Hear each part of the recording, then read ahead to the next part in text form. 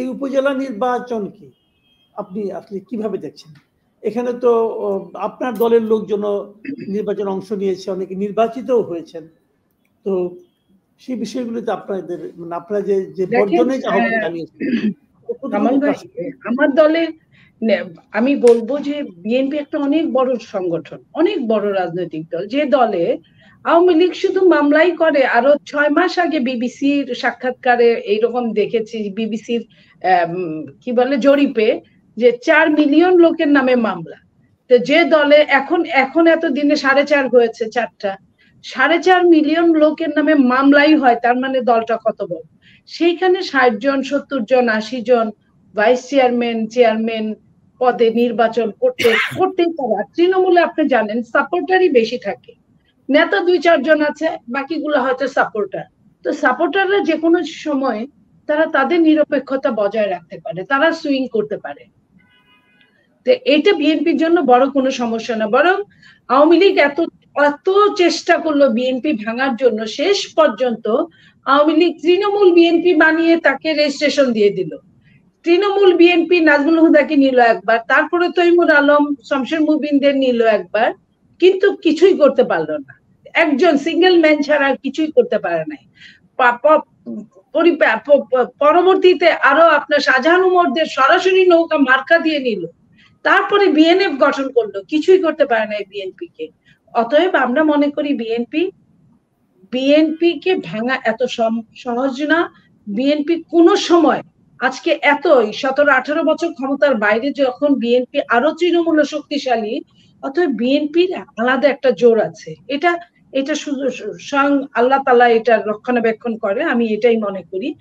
আপনার এইবারের উপজেলা নির্বাচন আসি, সেই উপজেলা নির্বাচনে আগে আমরা বলতাম স্থানীয় সরকার নির্বাচনে এ পাড়া ও পাড়ার ভোট, এ মহল্লা ও মহল্লার ভোট, এ গ্রাম ও গ্রামের ভোট, অতএব এইখানে ভোটার উপস্থিতি হয়, আমরা এটা মনে করতাম। কিন্তু এই প্রথম যখন দেখলাম যে আপনার জাতীয় সংসদ নির্বাচনের চেয়েও ডাব্বা, আপনি জানেন ভালো করে, এক একজন আওয়ামী লীগের মাস্তান পার্টির মাস্তানরা 1 বই 2 বই 3 বই করে ভোট দেয়। বই, যে বইয়ের মধ্যে 100টা ভোট থাকে, তো তারা বই শেষ করে উঠে একবারে, কেউ 10 বই 5 বই ভোট দেয়, ছোট ছোট বাচ্চারাও ভোট দেয়।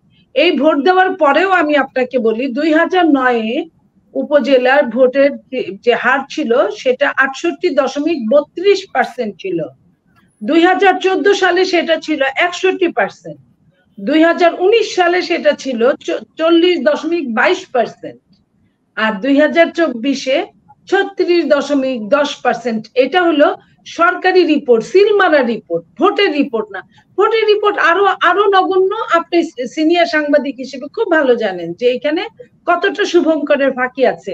এই ফাঁকি ঝুঁকির মধ্যেও ভোটের এই অবস্থা, এই দৈন্যদশা এইখানেই প্রমাণ করেছে যে বাংলাদেশের মানুষ গণতন্ত্র চায়, বাংলাদেশের মানুষ তার ভোটাধিকার ফিরিয়ে আনতে চায়। এই ভোট পাতানো খেলা, পাতানো নির্বাচন, ওই রাজা মিয়ার গোল, একবার বিরোধী দলের কোর্টে গোল করা, একবার নিজের কোর্টে গোল করা, এরকম চায় না। আমি আর দামি নির্বাচন চাই। আমি একটা কথা বলি, ধরে নিলাম ভোটের হার খুবই কম, মানুষ ভোট দিতে খুবই কম গিয়েছে, কিন্তু তারপরও একটা নির্বাচনের তো হয়ে গেছে, একজন তো উপজেলা চেয়ারম্যান হয়েছেন, এবং ওই উপজেলার উন্নয়ন কর্মকাণ্ড তো তার হাত দিয়েই হবে, এটা তো আপনি ফেরাতে পারবেন না। এখন তারা যদি উন্নয়ন কর্মকাণ্ডে থাকে, যারা নাকি আপনার বিবেচনায় হওয়া উচিত ছিল না, কিন্তু তারা তো করছে, তাহলে আলটিমেটলি ওখানকার যে জনগণ, সেই জনগণকে এই নির্বাচনের মাধ্যমে কিছু যদি না পায়, তাহলে জনগণ উপকৃত হতে পারলো না, ক্ষতিগ্রস্ত হলো। সেই ক্ষতির হাত থেকে জনগণকে বাঁচানোর জন্য দল হিসেবে বিএনপি কি করেছে? দেখেন, আপনি নিজেই তো বললেন উন্নয়ন তো হচ্ছে, তার হাত দিয়েই হচ্ছে। সে কি উন্নয়ন করবে? করলে রাস্তাঘাট এইসব উন্নয়ন করবে। উন্নয়ন হলে, সবার উন্নয়ন হলে একটা রাস্তায় আপনিও হাঁটবেন, আমিও হাঁটবো, আরো 10 জন হাঁটবে। উন্নয়নটা কি দিয়ে হবে? আমার ট্যাক্সের পয়সা, আপনার ট্যাক্সের পয়সা। ওইখানে কিন্তু বলেন না যে বিএনপি করে এই জন্য তার ট্যাক্স নিব না, বরং আরো বেশি নিব। বিএনপি করে কেন, এই জন্য তার ট্যাক্স দ্বিগুণ নিব।